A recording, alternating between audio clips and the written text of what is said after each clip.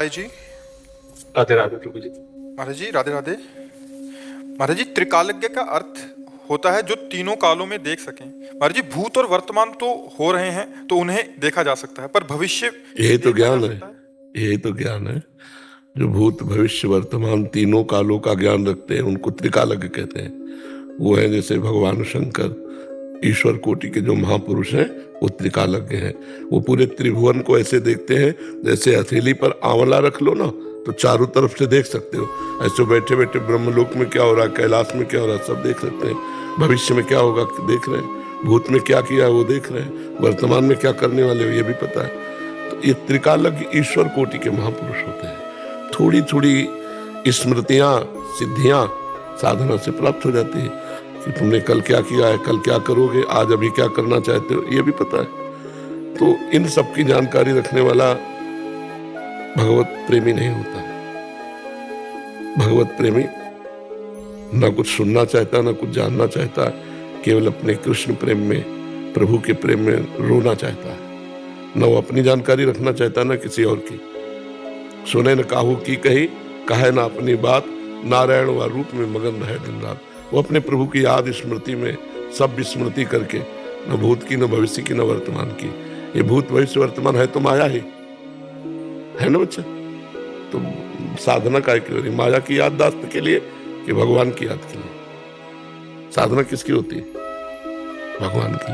तो गलत कदम हो गया ना, फिर अंदर अहंकार आ जाएगा, त्रिकालज्ञ हो, फिर फंस गए माया में। इसीलिए जिद्द सिद्ध पेरे बहुआई, बुद्धि लोभ दिखावे भाई, होए बुद्धि जो परम सयानी, तिन तन चितई ना रहती जानी।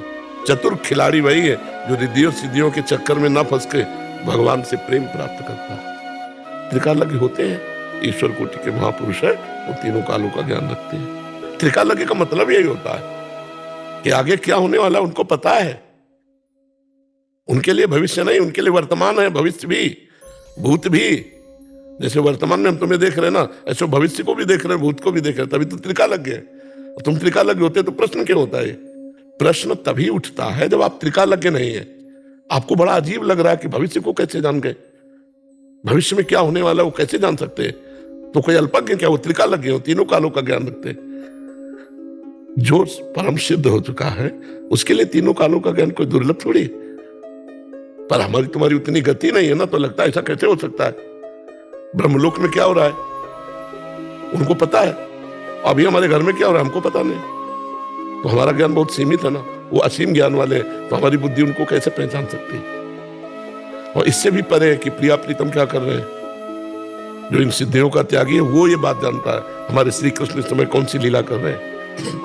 वो उसमें डूबा, कभी रुदन करता है, कभी हंसता है, कभी सब। अब यहाँ बैठे बैठे उस निकुंज में क्या हो रहा है आप कहोगे क्या निकुंज, कौन सा निकुंज, कहाँ निकुंज? तो वहां गति नहीं तो कैसे जानोगे। हम लोग बहुत सीमित ज्ञान वाले हैं, भगवान बड़े असीम है। तो जब चित्त भगवान से जोड़ा जाता है तो असीम ज्ञान आने लगता है। तो कोई आश्चर्य की बात थोड़ी है। डॉक्टर शालू जी लखनऊ से।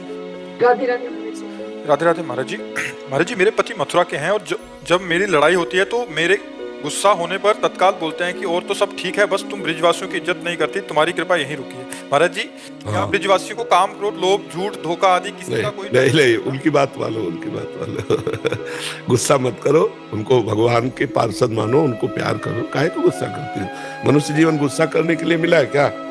मनुष्य जीवन प्रेम के लिए मिला है। और प्रेम होता है सामने वाले के सुख को देखना, अपने सुख को देखना स्वार्थ होता है। सामने वाले से अपने सुख की चाह करना काम होता है, राग होता है, मोह होता है, आसक्ति होती है। लेकिन प्रेम नहीं होता। प्रेम होता है जिससे हम प्रेम करते हैं उसको अनुकूलता देना, उसको सुख देना। समझ रहे ना? हमको मानना है कि मेरा पति मेरे लिए भगवान है, मैं और किसी भगवान को प्रसन्न नहीं करना चाहती, अपने प्रभु को प्रसन्न करना चाहती है जो पति रूप में। अभी सारी समस्या का समाधान हो गया। वो नाराज क्यों हो? क्यों नाराज हो? वो हमारे आराध्य देव, हम उनसे नाराज कैसे हो सकते हैं? हमको उनके अनुकूल होना है। वो नाराज है तो हमको वो चाल चलनी कि वो नाराज ना हो, वो हमसे प्रसन्न हो, अभी जीवन आनंदमय हो जाए। तो यहाँ प्यार का नाटक करते हैं अपने सुख के लिए। इसे काम कहते हैं, इसे प्यार नहीं कहते। प्रायः लोग प्यार का अर्थ काम ही ले रहे हैं। प्यार बहुत विशुद्ध वस्तु है। आप पति से प्यार कीजिए, पति पत्नी से प्यार कीजिए, उसमें कोई दोष नहीं है, भगवत स्वरूप मानकर कीजिए। एक दूसरे को अनुकूलता देना सीखें। आज हमारा समाज भ्रष्ट होता चला जा रहा है। पति पत्नी में विश्वास नहीं, माता पिता पुत्र परिवार में विश्वास नहीं। मतलब कैसे कैसे तभी हम कह रहे हैं जो आज जो प्रथा चल रही है ये बहुत गलत, आगे रिजल्ट आएगा इसका। ये जो गर्लफ्रेंड बॉयफ्रेंड ये चल रहा है ना, बहुत गलत रिजल्ट आएगा। गृहस्थी बहुत संशय में फंस जाएगी, मतलब बहुत खतरे में फंस जाएगी। अब एक बॉयफ्रेंड ब्रेकअप, फिर बॉयफ्रेंड, फिर ब्रेकअप, ये क्या है? गर्लफ्रेंड ब्रेकअप, फिर गर्लफ्रेंड ब्रेकअप। तो पति से ब्रेकअप करने में कितने मिनट लगेंगे? पति को भगवान मान पाएगी वो बच्ची, या वो बच्चा अपना अर्धांग मान पाएगा पत्नी को? तो क्या गृहस्थी रह जाएगी? वो मतलब एक उपहास योग केवल जीवन रह जाएगा। अब पति पत्नी में नहीं बनती है तो वो गृहस्थी किस काम की? नहीं, एक दूसरे के लिए सहन किया जाए, एक दूसरे की बातों को अनुकूलता दी जाए, एक दूसरे जब हाथ मिलाया है तो पूरे जीवन भर निर्वाह किया जाए, तब तो गृहस्थी सफल है। हमें लगता है अपने पति में जिसने भगवान को नहीं देखा वो मंदिर में भगवान को कहां से ढूंढ लेगा? क्यों? जिसने अपनी पत्नी में भगवान को नहीं देखा कहां से वो भगवान को देख पाएगा? अरे भैया, भगवान अपने घर में ही है, यहां भी है, इस घर में भी है। यहाँ के भगवान को नहीं पहचाने तो बाहर चाहे जहां दौड़े आओ, शांति नहीं मिलेगी। शांति मिलेगी यहाँ के मंदिर के भगवान को पहचानो।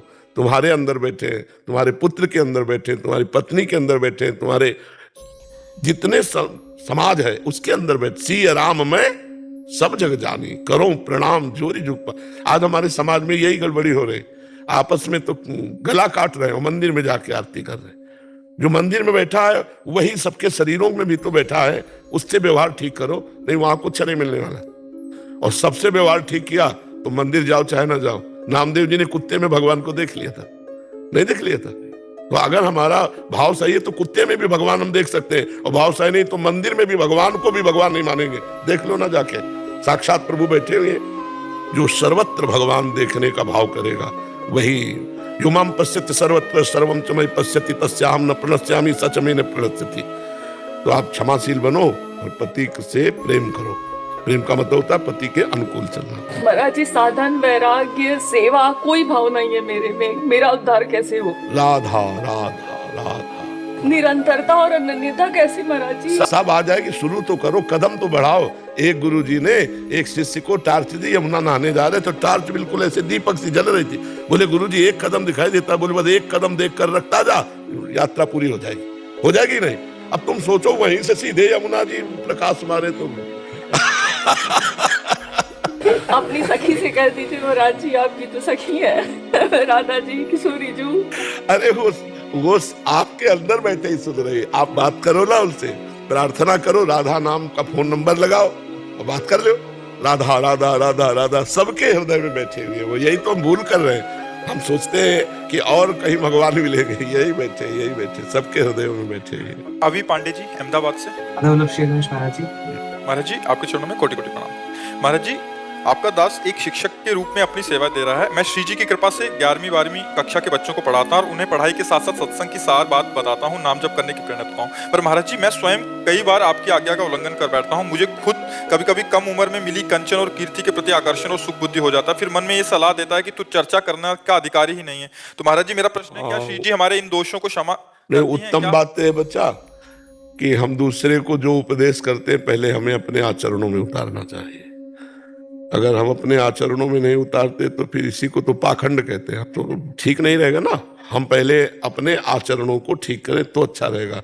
अच्छे बच्चे हो, कम से कम अपनी गलतियों को देख पा रहे हो आप, बहुत अच्छे हो। और कंचन कामिनी के प्रति पूरा विश्व का आकर्षण है। नाम जप के द्वारा, भजन के द्वारा हम इस आकर्षण पर विजय प्राप्त करेंगे। दिमाग से आकर्षण जाएगा नहीं जब तक भजन नहीं करोगे। ये छोटा मोटा आकर्षण थोड़े, ये ऋषि मुनियों को भी परास्त करता। तुम तो अभी बच्चा हो, तो नाम जप करो और गंदी बातों को, जो तुम जानते हो कि गंदी बातें, वो मत करो। महाराज जी, जैसे कि जब हम ऐसे प्रेरणा देते हैं ना, जब सत्संग करते हैं ना, तो ऐसे मन में ऐसा लगता है कि लोग माने ऐसा, लेकिन कभी कभी ऐसा डर लगता है कि अगर हमसे कोई गलती होगी तो कोई ऐसा ना कहे कि श्री जी का जनों को तो ऐसे करते करता है, तो मेरी पे उंगली की श्री जी पे उंगली ना उठे। बिल्कुल बिल्कुल, ये बिल्कुल अच्छी बात है। भगवान कृपा करे आपकी बुद्धि ऐसे ही बनी रहे ये डर जरूर रहना चाहिए कि हम जैसे नीच हैं तो हैं, लेकिन हमारे गुरु को कोई गाली न दे, हमारे इष्ट को कोई गाली न दे, हमारे द्वारा ऐसा कोई आचरण न बने, ये जिंदगी भर डरते रहे। ये हम एक ने पूछा था कि आपको डर है, तो हम कहा एक बात का डर है कि हमारे द्वारा कोई ऐसी गलती ना हो जाए जो कोई हमारे इष्ट को और गुरु को गाली दे। ये देखो उनके चेला है, देखो ये भगत बनते थे, हमारे भगवान को हमारे गुरु को कोई गाली दे, ऐसे हमारे आचरण कभी ना हो। ये भगवान से प्रार्थना कि हमको बचाते रहो, ऐसा कोई ना करे। ये अगर बना रहेगा ना, बहुत अच्छे व्यक्ति बन जाओगे आप। ये डर बना रहना चाहिए, ये डर बना रहना चाहिए। और जो डर भी रहता है बट फिर भी गलती हो जाती है, फिर जलन होती है, फिर हाँ, इसी तरह एक दिन ऐसा दुख आएगा, ऐसी जलन पैदा होगी कि आपसे गलती होगी नहीं। अभी वो दुख, वो जलन जब असहनीय दुख हो जाएगा कि अब नहीं, बस उसी दिन आपके अंदर भगवतिक पावर आ जाएगा कि अब नहीं, मर चाहे जाऊं, अब ये नहीं करूंगा, फिर वो नहीं होगा जीवन। क्या हम चर्चा कर सकते हैं श्री जी की उपदेश और चर्चा में क्या अंतर है? चर्चा में होता है दो प्रेमी मिलकर अपने प्रीतम की चर्चा करना, उपदेश में होता है कि जो हमने सुना है, पढ़ा है, वो दूसरे के सुधार के लिए बोलना। चर्चा में जो होता है वो दो प्रेमियों की परस्पर प्रीतम वार्ता होती है। मत चित्ता मदगत प्राणा बोधयंता परस्परम कथयंत च माम नित्यम तुष्यंत च रमंत च। ये प्रेमी जनों की बात। और उपदेश होते हैं जो हमने सुना है, जो हमने पढ़ा है, तुम्हारा मंगल हो जाए इसलिए हम आपको उपदेश करते हैं। पर यह क्षमता उसी की होनी चाहिए जो अपना मंगल कर चुका है।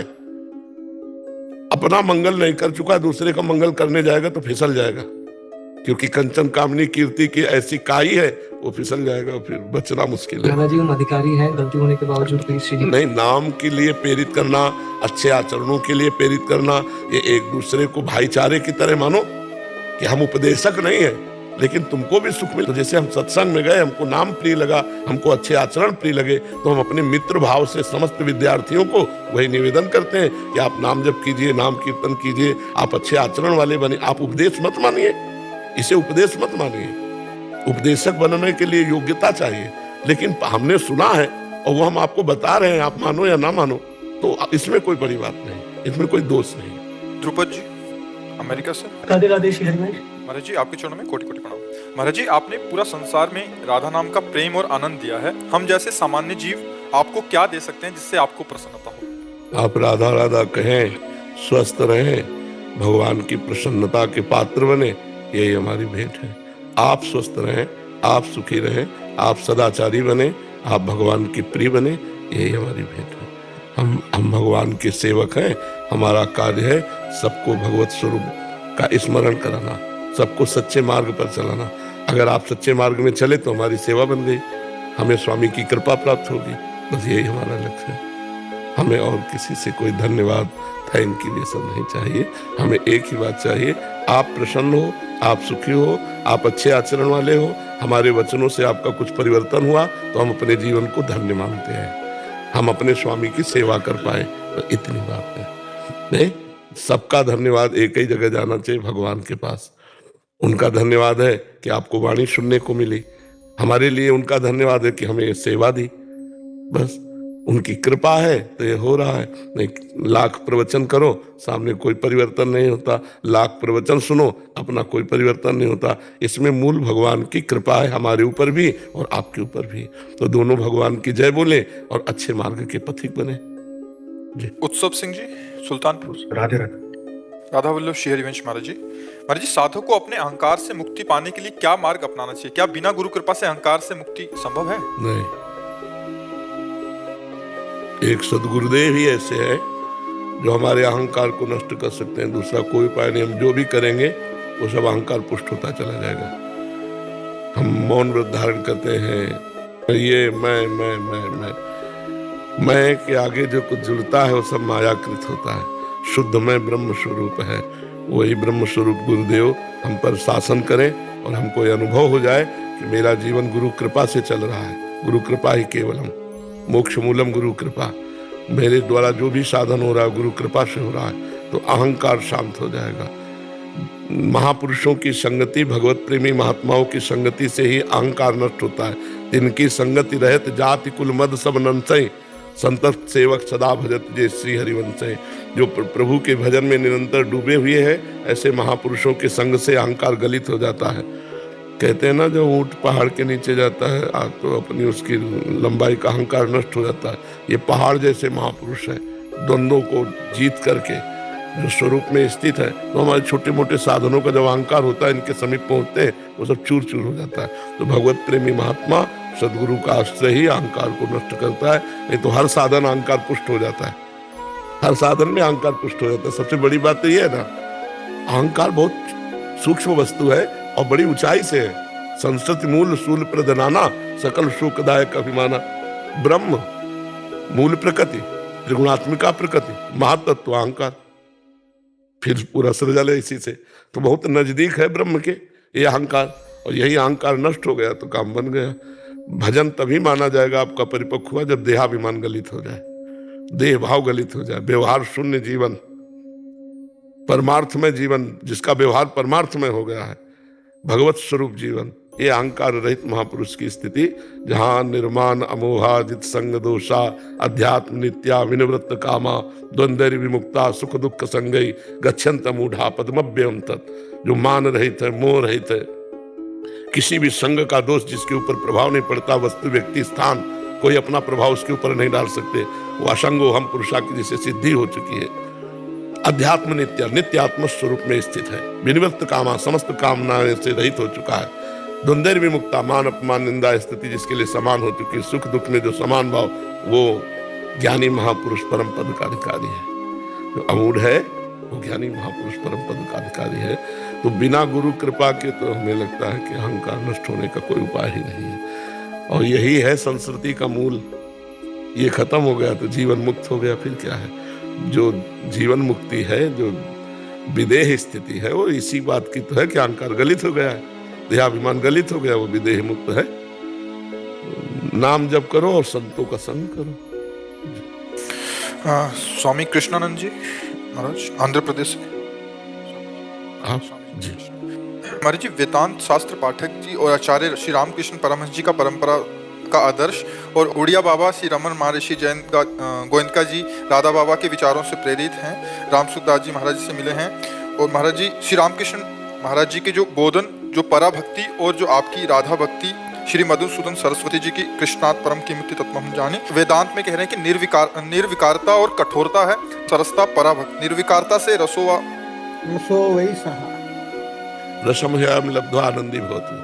साधना में निरंतरता का बारे में संदेह पूछा पहले सेंटेंस में। निरंतरता, हाँ, साधना में और आगे बढ़ने के लिए जो अभी कहा आप, असंग शस्त्रेण दृढ़ेन चित्वा, और उसके बाद वो उस पर स्थित होने, आत्मनिष्ठ और ब्रह्मनिष्ठ में बिल्कुल लग जाने के लिए पराभक्ति का जो आश्रित लेने से बहुत बढ़िया उपाय होगा। ऐसा कुछ उपाय देने। महाराज जी, आसक्ति अगर साकार उपासक है तो इष्ट के नाम रूप में आसक्ति, और निराकार उपासक है तो स्वरूप आसक्ति। देहासक्ति का नाश, इंद्रियजन्य भोगों के प्रति वैराग्य, और मन का जो संकल्प विकल्प रहित हो जाना। और अपने, जैसे देवर्षि नारद जी ने भक्ति सूत्र में लिखा, तन्मया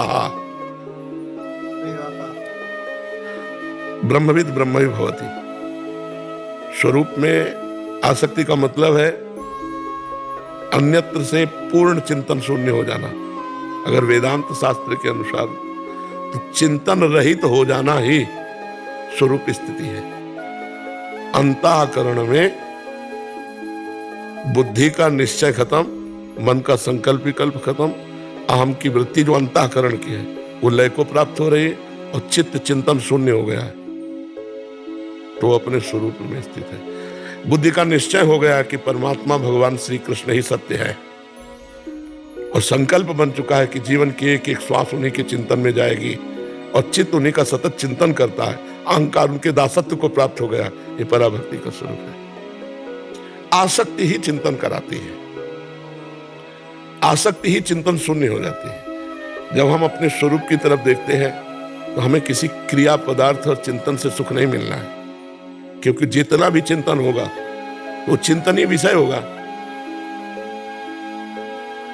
हम चिंतन से परे हैं, मन बुद्धि चित्त इनसे अतर्क है हमारा स्वरूप। तो जब हमें अपने स्वरूप की तरफ आसक्ति गुरु कृपा से आएगी, या भगवान की तरफ आसक्ति, तो अपना विस्मरण। भक्ति में क्या होता है? अपना विस्मरण होता है। और ज्ञान में क्या होता है? तू का विस्मरण होता है। और माया में क्या होता है? मैं तू में विस्मरण होता है। तो जो ब्रह्म प्राप्त करने की प्रबल लालसा वाले महापुरुष होते हैं, वो अन्य सब विस्मरण करके मैं में समाहित होना है। और जो भक्ति वाले महापुरुष होते हैं, वो मैं का विस्मरण करके आप में समाहित होना है। ब्रह्म नहीं, माया नहीं, नहीं जीव नहीं काल, अपनी ही सुदिना रही, अपनी ही सुदिना रही, एक रहो नंदलाल। प्राण भय कान में, कान भय प्राण में, हिमे न जान पड़े कान है कि प्राण है। भक्ति की चरम अवस्था। और ज्ञान जो है भाई मैं तो सब चिंतन त्याग, शांत शाश्वतम अप्रमेय अनघम निर्वाण शांति प्रदम, तो अपने स्वरूप में स्थित। तो आसक्ति, आत्मज्ञान तो हजारों को हो सकता है, लेकिन आत्मा शक्ति ये बहुत कठिन है। वो अपने स्वरूप में ही रमण करे, स्वरूप से कभी बाहर ना हो। ज्ञान होना तो अलग बात है, लेकिन बोध होकर उसी में समाहित हो जाना ये थोड़ा कठिन विषय है। अपने ही स्वरूप में स्थित हो जाना कठिन है। इसीलिए कहा ज्ञान के पंथ कृपाण के धारा, परत खगेश लगे नहीं बारा। क्योंकि देहाभिमान बहुत जन्मों से इतना पुष्ट हो गया है कि हम बातें ज्ञान की करेंगे, लेकिन स्थिति कहीं ना कहीं घूम करके अंतःकरण में ही आ जाती है, अंतःकरण धर्म में। और जो अंतःकरण धर्म को बाधित करके अपने स्वरूप में स्थित है, वो बोधवान महापुरुष, जैसे पूज्य पारसी उड़िया बाबा जी, रमण महर्षि जी, रामकृष्ण परमहंस जी, पूज्य श्री जयदयाल गोविंदका जी, ये सब स्थिति प्रज्ञ महापुरुष है जो स्थिति को प्राप्त। यही हमारे आदर्श है, यही हमारे आगे चलने वाले महापुरुष हैं। जब उस समय में उनका वचन और बोधना को आश्रय लेने से बहुत पुष्टिवान हो जाए। जी जी जी जी। जीवन भर आदर्श पूज्यपाद श्री उड़िया बाबा जी के ही वचनों का रहा है। और आज भी सत्संग में चाहे 10 मिनट उनके वचन पर उनके, क्योंकि आज तक एक शब्द भी ऐसा नहीं हुआ जिसमें हमें संशय हुआ। पूज्य भाई जी, पूज्य जयदयाल गोविंदका जी, पूज्य श्री स्वामी राम सुखदास जी महाराज, ये सब बिल्कुल उज्जवल महापुरुष है, निर्मल। हाँ, निर्मल महापुरुष हमारी आत्मा ही है। आपको हर दिन सुनता हूँ, ऐसा लगता है वही इसी का रूप में हमको ब्लेसिंग करने के लिए आया है।